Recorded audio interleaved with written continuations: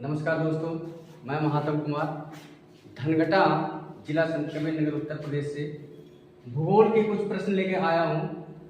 उम्मीद है आप लोग सभी लोगों को समझ में आएगा और बहुत अच्छे तरीके से इसको समझेंगे सभी लोग। ये क्वेश्चन जो आपके हैं यह SSC, TET, super TET, group D, railway से संबंधित जितने भी एग्जाम आएंगे सभी एग्जाम के लिए आपको फायदेमंद होगा।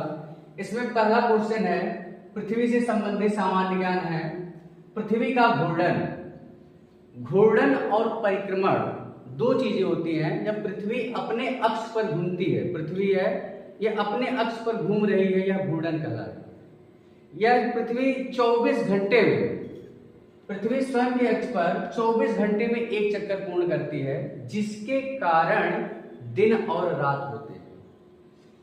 पृथ्वी का परिक्रमण जो होता है, सूर्य के चारों तरफ चक्कर लगाने को परिक्रमण कहा जाता है। सूर्य का चक्कर लगा रही है पृथ्वी, तो यह परिक्रमण कहलाता है।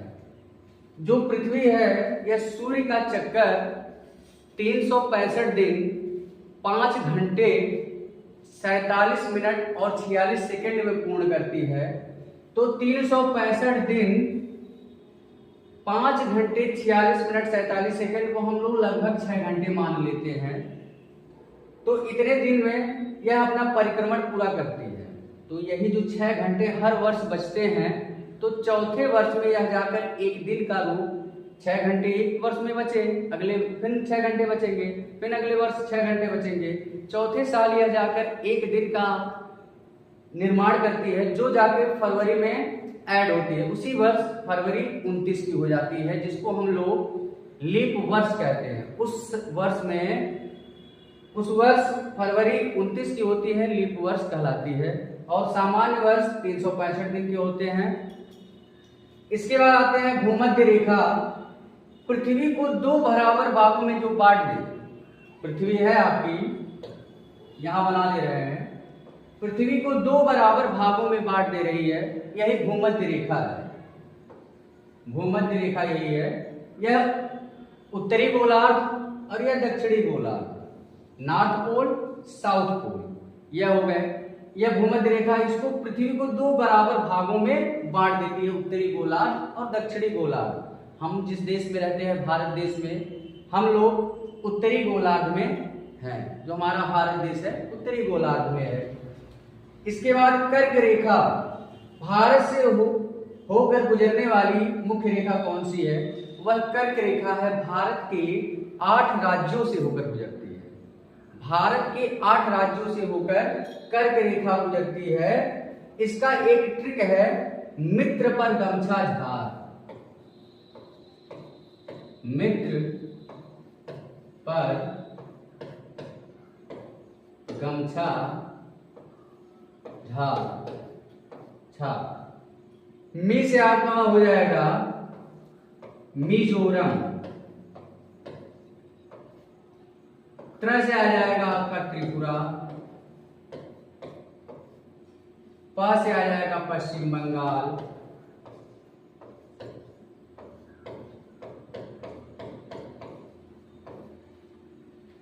ग से आएगा गुजरात, म से आएगा मध्य प्रदेश,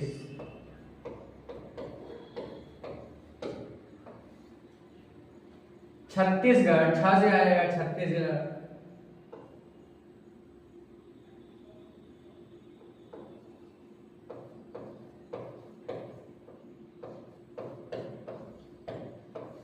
झा से आ जाएगा झारखंड और रा से आ जाएगा राजस्थान।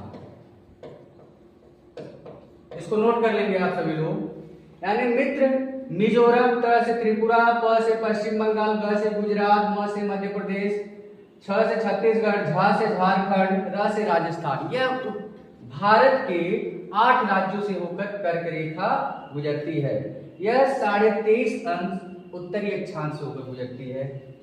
भारत में सबसे पहले सूर्योदय कहाँ होता है? भारत में सबसे पहले अरुणाचल प्रदेश में होता है। और विश्व की बात होगी तो आपका हो जाएगा जापान। विश्व की बात होगी तो जापान हो जाएगा। जापान में सूर्योदय का देश कहा जाता है, जापान को सूर्योदय का देश कहा जाता है। इसका दूसरा नाम है निप्पान, निप्पान भी कहा जाता है इसे, और नीहो कहा जाता है।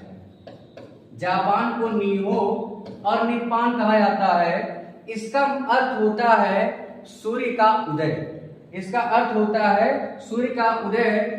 और छोटा महाद्वीप है वह ऑस्ट्रेलिया महाद्वीप है। ये आप सभी लोगों को फिगर में दिखाते हैं। यहाँ पे आपका एशिया, ये एशिया महाद्वीप है, ये सबसे बड़ा महाद्वीप है। और आपका जो सबसे छोटा महाद्वीप है ये ऑस्ट्रेलिया महाद्वीप, ये सबसे छोटा महाद्वीप। यहाँ 7 महाद्वीप आपके दिख रहे हैं, एशिया महाद्वीप, यूरोप महाद्वीप, Africa, Australia, Antarctica, south America और नॉर्थ अमेरिका। ये दोनों पहले सटे हुए थे, धीरे धीरे यहाँ समुद्र के जो अंदर उत्पन्न होता है उसी की वजह से दूर हो गए हैं। ये आपके 7 महाद्वीप हैं और 5 इसमें महासागर आपके हैं। यहाँ पैसिफिक महासागर, प्रशांत महासागर जिसे हम लोग बोलते हैं, अटलांटिक महासागर, हिंद महासागर, ये भी प्रशांत महासागर है, आर्कटिक महासागर, और यहाँ पर दक्षिणी महासागर। ये 5 महासागर और 7 महाद्वीप हैं। इसके बाद हम लोग आते हैं भारत का सबसे बड़ा राज्य क्षेत्रफल की दृष्टि से सबसे बड़ा राज्य राजस्थान है, और जनसंख्या की दृष्टि से सबसे बड़ा राज्य अपना उत्तर प्रदेश है। उत्तर प्रदेश से हम बिलोंग करते हैं। सबसे बड़ा राज्य जनसंख्या की दृष्टि से उत्तर प्रदेश है, और क्षेत्रफल की दृष्टि से सबसे बड़ा राज्य राजस्थान है। भारत का सबसे छोटा राज्य क्षेत्रफल की दृष्टि से गोवा है, और जनसंख्या की दृष्टि से सिक्किम है।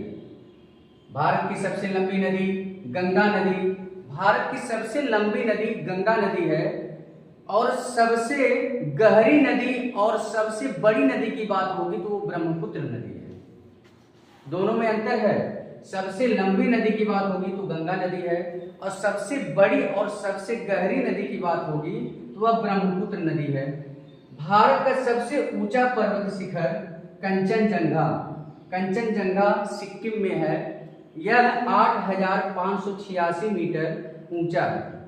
कंचनजंगा शिखर 8,586 मीटर ऊंचा है, जो कि सिक्किम में है। यह भारत का सबसे ऊंचा पर्वत शिखर है। और विश्व का सबसे ऊंचा पर्वत शिखर Himalaya, Mount Everest, Mount Everest सबसे ऊंचा पर्वत शिखर है। ये आपका है माउंट एवरेस्ट, जो चीन और नेपाल की सीमा पर लगा हुआ है। चीन और यहाँ पर हम लोग चीन के माध्यम से भी जा सकते हैं, नेपाल से भी जा सकते हैं। चीन और नेपाल से लगा हुआ है यह माउंट एवरेस्ट 8,849 मीटर ऊंचा है। ये आपका माउंट एवरेस्ट है। यहाँ पर ये सैलानी लोग जा रहे हैं, पर्वतारोही लगे हुए हैं। आते हैं अगले क्वेश्चन पे। भारत की सबसे बड़ी झील, भारत की सबसे बड़ी झील जो कि कश्मीर में है, वुलर झील। यह अर्ध खारे पानी का झील है। वुलर झील अर्ध खारे पानी का झील कश्मीर में है। भारत का सबसे बड़ा पठार दक्कन का पठार है। यह प्रायद्वीपीय भाग को घेरता है। भारत का सबसे बड़ा रेगिस्तान थार मरुस्थल है, जो कि राजस्थान में है। थार का मरुस्थल राजस्थान में है। भारत का सबसे लंबा समुद्र तट किस राज्य में है? यानी जो समुद्र तट, ऐसा राज्य जो समुद्र को, जिसकी सीमा समुद्र को अधिक टच करती हो, यह आपका गुजरात है। आते हैं अगले क्वेश्चन पे। भौगोलिक विशेषताएं इसकी हैं। नर्मदा और ताप्ती नदियां किस दिशा में बहती हैं? यह पश्चिम की ओर बहती हैं। जो नर्मदा और ताप्ती नदियां हैं, यह दोनों पश्चिम की ओर बहती हैं। सतपुड़ा और विंध्याचल की पहाड़ियां किसके बीच हैं? उत्तर और दक्षिण भारत के। सियाचिन ग्लेशियर कहाँ स्थित है? लद्दाख में। लद्दाख अभी जल्दी 31 अक्टूबर 2019 में इसको केंद्र शासित प्रदेश घोषित किया गया। 31 अक्टूबर 2019 को। सुंदरबन डेल्टा किन नदियों से बना है? गंगा और ब्रह्मपुत्र। सबसे लंबी नदी, सबसे बड़ी और गहरी नदी दोनों मिलकर सुंदरबन डेल्टा का निर्माण करती हैं। हमारे देश का जो राष्ट्रीय पशु जो बाघ है, यही सुंदरबन डेल्टा सुंदरबन में ही पाए जाते हैं। चिल्का झील कहाँ पर है? चिल्का झील उड़ीसा में है। चिल्का झील आपका उड़ीसा में है। अगले क्वेश्चन में आते हैं, भारत में सबसे ऊंचा जलप्रपात। जलप्रपात का मतलब होता है झरना, वाटरफॉल। यह जोग जलप्रपात है जो कि कर्नाटका में है। बहुत ही सुंदर दृश्य वहां पर दिखाई देता है। गंगा नदी का उद्गम स्थल, गंगा नदी का उद्गम स्थल गंगोत्री ग्लेशियर है। यह जब निकलती है तो भागीरथी और अलकनंदा देवप्रयाग में मिलकर गंगा मैया का निर्माण करती हैं, गंगा नदी का निर्माण करती हैं। और भारत की सबसे लंबी तटरेखा किस राज्य में? वो भी गुजरात में है। ब्रह्मपुत्र नदी भारत में किस नाम से जानी जाती है?